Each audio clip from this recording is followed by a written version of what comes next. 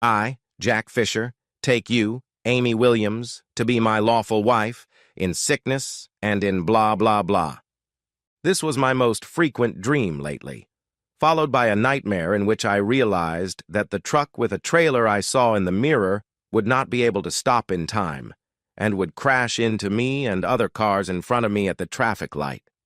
And then I realized that I was still lying in a hospital bed, and most of my body below the waist wasn't working. Amy was supposed to come soon. She came every day at 3 o'clock, sat down by my bed, and cried. She never tried to talk to me, ask how I was feeling, or if I needed anything. You know, the usual things you ask someone who's confined to a hospital bed. She usually stayed for an hour, but the last time, when she saw that my urine bag was starting to fill up, she ran out into the arms of that bastard. I don't know why I called him that. Maybe I never knew his name. Or maybe it was because my loving wife threw herself into his arms every time she left my room. I never asked her who he was. Maybe I didn't care. One day I asked Amy to stop coming. Damn it, I was depressed enough as it was, and she was only making it worse. The doctor said I had a 1 in a million chance of making a full recovery. He thought I might be able to walk with crutches. When I heard the news, I wanted to do a cartwheel. Most of my pleasant dreams were about Amy lying on the beach during our honeymoon, about how she finally agreed to go topless, and 20 minutes later we were having sex in our hotel room. Memories of Amy in that beautiful dress or lingerie. There were so many memories that made me smile. The dream about the wedding never made me smile, and I didn't know why. Seeing Amy in real life didn't make me smile, and I didn't know why. There was a gap in my memory. I remember looking in the mirror and seeing the truck, but I don't remember how much time passed. The sun was shining. That's all I remember. I don't remember anything else about that day or what I did for a living. There's a fragment of a memory of the medics trying to pull me out of what was left of my SUV. There's another fragment where people are working on me in the emergency room. My memories really start again when the doctor tells me how bad I'm in. And Amy is sitting there crying, of course. In the end, I couldn't stand Amy crying and insisted that she not be allowed to see me. This caused a big fight. The other guys didn't forbid their wives from visiting them. I told the doctor that she was killing me. My condition was already depressing enough, and her constant crying only made me feel worse. If she was going to visit me, I demanded morphine. We agreed that she would come on Saturdays and Sundays. The next Saturday, she came and handed me the divorce papers, saying, "I'm sorry, Jack. I'm just not strong enough to take care of you."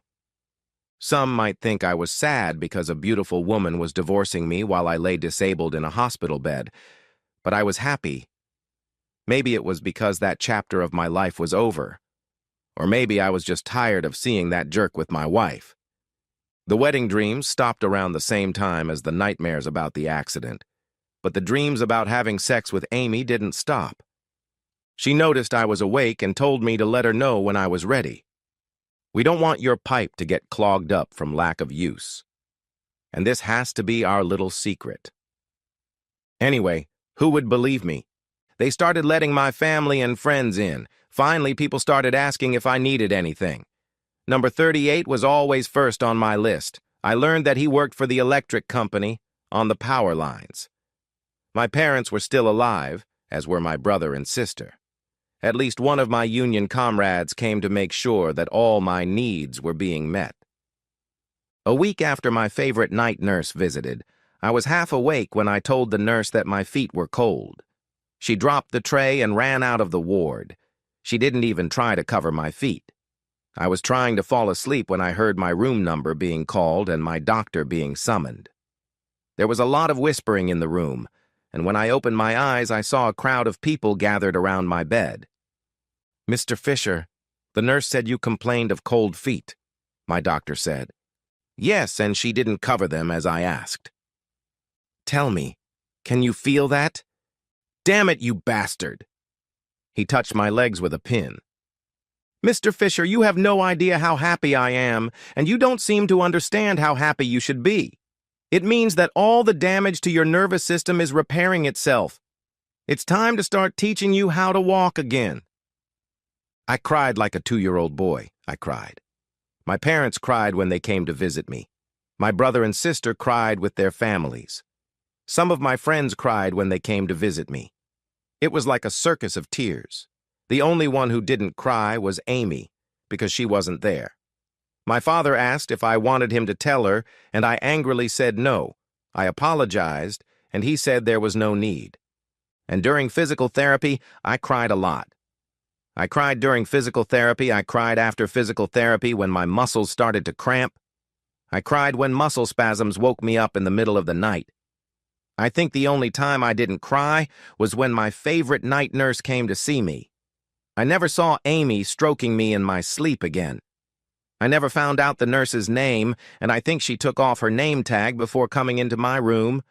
It was a big achievement for me when I was able to walk with the help of handrails, and an even bigger one when I was able to use a walker. I can't count how many times I fell. As soon as I could use the walker, I was discharged from the hospital. I expected my parents to take me home, but I didn't know where that was. My mom insisted that I live with them for a while because I needed help. They replaced the dining table with a hospital bed and tried to make me comfortable. My mom never left my side. Finally, I took her hand and asked her to calm down. I still knew how to shout "Mom" if I needed anything. I tried to cheer her up, but she just cried. The transition from walkers to canes was even worse. Every day, my mother took me to physical therapy. I must have tripped over that damn cane 1,000 times. I was happy to give up the canes until the pain spread to my shins. The doctor said I had an abnormal gait that put strain on my ligaments. He assured me it would go away. At home, I walked with a cane or canes every day, increasing the distance. If I could have, I would have done a cartwheel when I gave up the canes. I carried them with me for another 2 weeks, just in case I didn't have the strength to walk home. While I was in the hospital, my father hired 2 lawyers, one to sue the trucking company and the other to handle Amy's divorce. My father was usually a calm man, but this time he lashed out at Amy with a fury I had never seen before. Not that I didn't care, but I was focused on regaining my strength. I didn't think my father needed my help to get revenge for me. It was about me going back to work. My lawyer was unhappy, and the doctor was furious. The doctor wouldn't even let me drive. Everything was going well. Why ruin it by getting into another accident? 3 times a week, a nurse came to my parents' house. This gave my mother a chance to get out of the house, go shopping, and do other things. I was thrilled when my favorite night nurse came to see me. She said she could only come this one time. I was still lying in a hospital bed. No one wanted me to climb the stairs. A little later, my mother came in with a smile on her face and asked if I liked the nurse. I was finally able to work without climbing poles or doing paperwork when my very good friend Pete asked if I would be his best man at his wedding. He was afraid I wouldn't be able to handle it. I told him that I was almost as clumsy as I was before the accident, and if he was willing to put up with that, I'd be happy to do it. He and his fiancée organized several barbecues so that all the wedding guests could get to know each other. I was introduced to a young woman named Nancy. "Don't you remember me, Jack?" Caught off guard, I asked. "Do I know you?" "I'm Nancy, Pete's cousin. I spent most of the summer at Pete's house." "Oh, yes, you were much younger than us, I guess, and still are." "I'm not that much younger than you, Jack. Less than 3 years. I was a late bloomer. That's probably why you guys thought I was too young to hang out with you and didn't notice me." "Oh, I'm sorry, Nancy. At that age, if you like someone much younger than you, it seems strange." "Maybe I'll forgive you, Jack. Let's see how the wedding goes," she said with a smile. The next day, Pete came up to me and said, "I have 2 problems, Jack. My fiancée wants everyone to dance ballroom dancing after the father-daughter dance. Her parents have arranged lessons for everyone. I don't want to take you away from anything, but can you do it?" "Sure, Pete. My fitness trainer recommended it because it helps improve coordination." "What else?" "Amy is on the guest list and has already accepted the invitation. My fiancée didn't know that her college friend is the same Amy who broke up with you when you were in the hospital. We could cancel the invitation, but that would be awkward. What do you think? I think I'd really like it if Amy saw me ballroom dancing with your cousin. Nothing would make me happier. Speaking of your cousin, is Nancy seeing anyone? I've never heard of Nancy dating anyone. It was a little strange that she was at the wedding. She knew my fiancé in college, but they were never close friends. My sister will be at the wedding, and she hardly knows my fiancé. I wanted you to be at the wedding, and when you agreed, my mom insisted that Nancy be your date. I don't know where she got that idea, but my fiancé agreed. She said it would be awkward to ask one of her friends when the wedding was already set. So ballroom dancing was added to my physical training program. I was allowed to leave work for classes, but my colleagues teased me a lot when I left for dance lessons. On top of that, I had dance lessons with Nancy in the evenings. I was starting to enjoy her company and had to take care of myself after each lesson, and then again before and after each lesson. There was one move that Nancy repeated several times during the dance, pressing her chest against my leg. Every time she did it, she looked at me with a smile on her face. The wedding went off without a hitch. Amy showed up with a black eye, and I tried not to accompany them. I avoided eye contact with her, but being part of the wedding party, she surely knew I was there and walking around. Then it was time for the big ballroom dance. Nancy looked like $1 million in her dress. If I could get through this dance without getting too excited, it would be a miracle, and Nancy made sure of that. When the song ended, she pulled me close and kissed me passionately. I was still aroused and thinking about how to get off the dance floor when the second song started and we continued dancing. Somewhere in the middle of the dance, Nancy and I started kissing. We didn't even notice that the song had ended and continued kissing. During dinner, I avoided Amy's gaze. Nancy asked me to kiss her again, and of course I did. Amy's been looking at you the whole time, Jack, and every time she does, I want you to kiss me. I want her to know that you're not hers anymore. Everyone here knows what she did to you. I know you're not looking at her, but if you were, you'd notice that no one is talking to her. Nancy, no one knows that on the morning of the accident, I found her in bed with that jerk. I was working the middle shift and was supposed to work a double, but the second shift was canceled. If it weren't for that, I would never have been on the road when I was hit by a truck. The only person I told about it was my father, so I could use it in the divorce proceedings. I didn't remember it until I was discharged from the hospital, but I knew our marriage was over when I first opened my eyes after the accident and saw her crying at my bedside. Please don't tell anyone. I'm ashamed of all this. I can't believe I hate her even more now, Nancy said. Nancy and I danced as often as we could, but I was running out of strength. We were sitting at the table when Amy and that jerk came over to us. Jack, I just wanted to... I interrupted her. Just turn around and get out of here, Amy. I don't want to make a scene at Pete's wedding. She started to speak again, but Nancy stepped between us. She whispered, He's mine now, girl. You dumped him. Now get out of here with your shitty boyfriend. A crowd gathered between Amy and me, and she ran away. When she left the hall, there was applause. Nancy whispered in my ear, You know, I'm going to kick that girl's ass when I see her next time. The wedding was coming to an end. All the guests had settled into their rooms at the hotel. Like a gentleman, I walked Nancy to her room, kissed her good night, and turned to leave. She grabbed me by the collar and said, Where are you going, asshole? I've waited too long for this.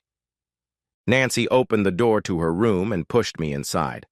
As soon as we were in the room, she literally threw herself at me.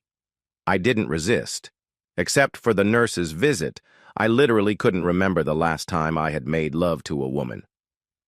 Well, I've been saving this up for a long time. And Nancy, I'm really sorry I didn't realize how much you cared about me. In the end, I got what I wanted. You don't know how hard it was for me not to throw myself at you when I found out Amy was divorcing you. Mom told me to wait. I was afraid someone else would come into our lives. But I listened to her advice. Mom said you'd be invited to my wedding, and I asked her to put you on the guest list. You're scaring me a little, Nancy. Don't be afraid, Jack. I always wanted you to be my first, and I got what I wanted. I hope you'll be my last. We'll see how it goes. And I want you to be my last, Nancy. That night we made love again, but it was more like sex than love. Let's take a shower, she said. I have another dream I want to fulfill. We got dressed, and since my clothes were still in my room, I had to put my tuxedo back on. A couple of people saw Nancy and me coming out of her room and smiled broadly at us.